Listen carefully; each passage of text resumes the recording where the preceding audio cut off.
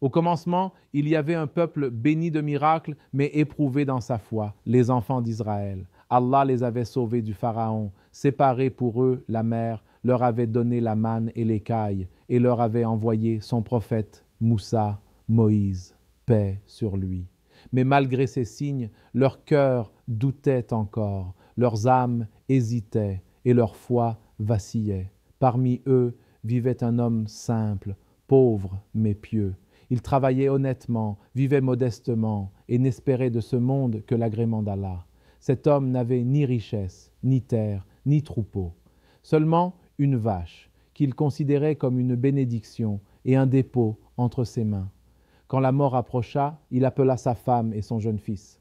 Son cœur était apaisé, mais il craignait pour l'avenir de l'enfant. Alors, levant les yeux vers le ciel, il dit « Ô Allah, je ne trouve personne d'aussi digne de confiance que toi. Je te confie cette vache en dépôt pour mon fils. Protège-la pour lui, comme tu protèges tes serviteurs. » Et il la laissa partir libre dans les pâturages, dans la gaïda, sans la confier à personne. Il n'avait mis aucun signe sur elle, ni corde, ni marque. Il avait simplement dit « Je l'ai confiée à Allah, et Allah suffit comme gardien. » Puis il rendit son âme à son Seigneur en paix. Les années passèrent. Le jeune garçon grandit sous les soins de sa mère, dans la pauvreté mais dans la foi.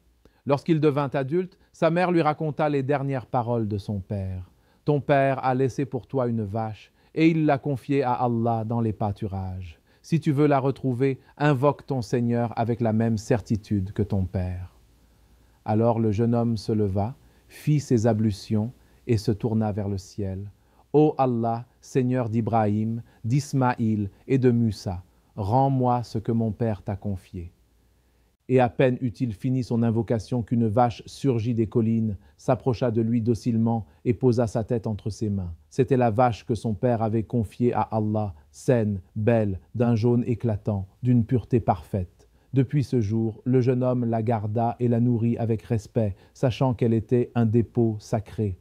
Pendant ce temps, dans la communauté des enfants d'Israël, un meurtre fut commis.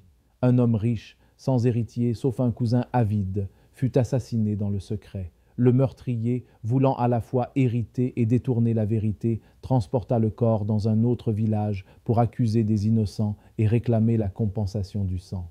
Une dispute éclata entre les tribus. Chaque clan se défendait, chacun accusait l'autre. La colère montait, la justice semblait impossible. Alors ils allèrent voir leur prophète, Moussa alayhi salam, et dirent « Ô Moïse, implore ton Seigneur afin qu'il nous montre qui a commis ce crime. » Moïse pria et la révélation vint. Allah vous ordonne d'immoler une vache. Mais au lieu d'obéir, ils se moquèrent. Te moques-tu de nous, ô Moïse?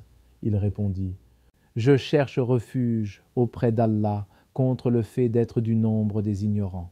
Ils auraient pu obéir immédiatement, mais au lieu de cela, ils commencèrent à questionner, à compliquer l'ordre divin. Ils demandèrent, quelle doit être cette vache? Quelle est sa couleur? Quel est son âge? Et à chaque fois, Allah ajoutait un détail. Ce sera une vache ni jeune ni vieille, d'âge moyen. Sa couleur sera d'un jaune éclatant, vif et agréable à la vue. Elle n'aura jamais travaillé la terre, ni tiré la charrue. Elle sera sans défaut, sans tache. Chaque question qu'ils posaient rendait la tâche plus difficile pour eux-mêmes. Et, à force de vouloir tout préciser, ils finirent par chercher une vache quasi introuvable. Ils parcoururent le pays jusqu'à ce qu'ils apprennent qu'un jeune homme, fils d'un homme pieux, possédait une vache exactement semblable à celle que décrivait Moïse. C'était la vache confiée à Allah. Ils vinrent alors trouver le jeune homme et lui dirent « Vends-nous ta vache !» Il répondit « Je ne la vendrai qu'au prix qu'Allah me commandera. » Ils insistèrent, lui offrirent d'abord quelques pièces d'argent. Il refusa, disant qu'il devait consulter sa mère, car il lui avait promis de ne rien faire sans son accord. Ils revinrent, proposèrent le double, puis le triple. Chaque fois, il demandait l'avis de sa mère, et chaque fois elle disait « Attends encore, mon fils. Allah t'a confié cette vache, ne te hâte pas. » Finalement, voyant qu'ils n'avaient pas le choix, les enfants d'Israël lui offrirent un prix immense, le poids de la vache en or. Ils la payèrent et l'emmenèrent pour accomplir le commandement divin.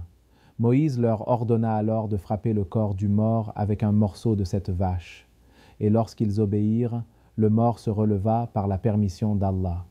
Devant tous, il parla et révéla le nom de son meurtrier. Puis il retomba, mort à nouveau.